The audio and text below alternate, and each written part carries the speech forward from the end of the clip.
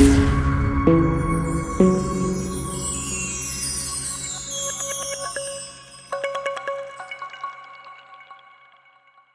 Four ക്രിയേറ്റീവിന്റെ എല്ലാ പ്രേക്ഷകർക്കും upon ഷോയിലേക്ക് സ്വാഗതം.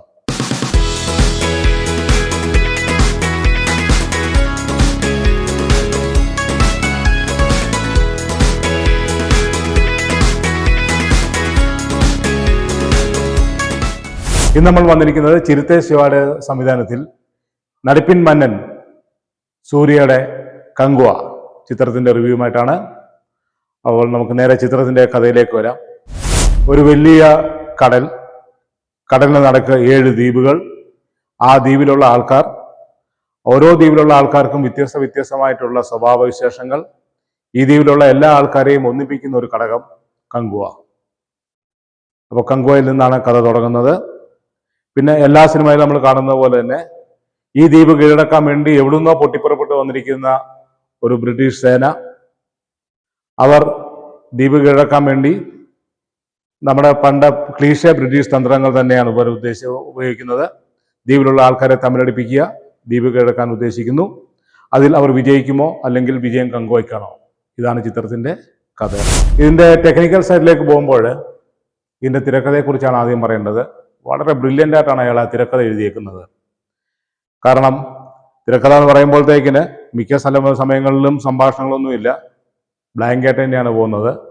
അപ്പോൾ ഈ തിരക്കിലെ ബ്രില്യൻസ് എന്ന് പറയുന്നത്, സംഭാഷണം സമയത്ത് സാധാരണഗതിയിൽ പ്രേക്ഷകർക്ക് ബോറടിപ്പിക്കാതിരിക്കാൻ വേണ്ടി തിരക്കഥകൃത്ത് ചെയ്തിരിക്കുന്ന കാര്യങ്ങൾ, കഥാപാത്രങ്ങളെ കൊണ്ട് ചുമ്മാ ചിരിപ്പിക്കുക, ചുമ്മാ അലറി വിളിക്കുക, ചുമ്മാ കരയുക.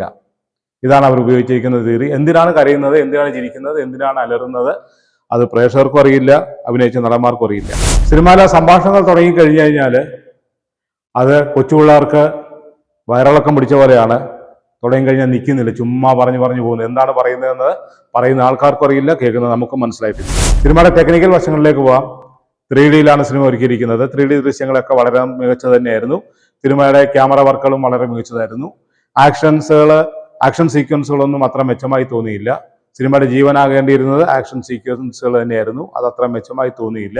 സിനിമയുടെ തുടക്കം മുതൽ അവസാനം വരെ ലിഫ്റ്റ് ചെയ്യുന്ന ഏക ഘടകം സിനിമയുടെ ബാക്ക്ഗ്രൗണ്ട് സ്കോറാണ്. സിനിമയുടെ സംഗീതം നൽകിയിരിക്കുന്നത് ദേവിശ്രീ പ്രസാദാണ്. അദ്ദേഹത്തിന്റെ വർക്ക് വളരെ മികച്ച രീതിയിൽ തന്നെ ചെയ്തിട്ടുണ്ട്.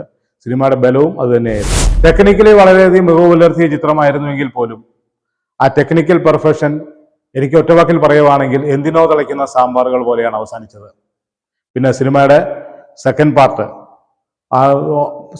വരുന്ന രീതിയിൽ തന്നെയാണ് സിനിമ നിർത്തിയിരിക്കുന്നത്. ലാസ്റ്റ് ഒരു കാമിയോ റോളൊക്കെ വന്നിട്ടുണ്ട്. അതൊക്കെ രസകരമായി തന്നെ കൊണ്ടുവന്നിട്ടുണ്ടായിരുന്നു. ഇനിയും ഞങ്ങൾക്ക് പറയാനുള്ള, ഈ സംവിധായകനോട് ഞങ്ങൾക്ക് പറയാനുള്ള ഏക വാക്ക്, നിങ്ങൾ ഇത്തരം സിനിമകൾ എടുത്ത് അത് 4 മണിക്ക് തന്നെ കാണണമെന്ന് വാശി പിടിച്ച് ഞങ്ങളെ തിയേറ്ററിലേക്ക് എത്തിക്കുമ്പോൾ ഞങ്ങളുടെ ക്ഷമയെ കൂടി പരിഗണിക്കണമെന്നുള്ളത് ഒരു വിനീതമായ അഭ്യർത്ഥനയാണ്.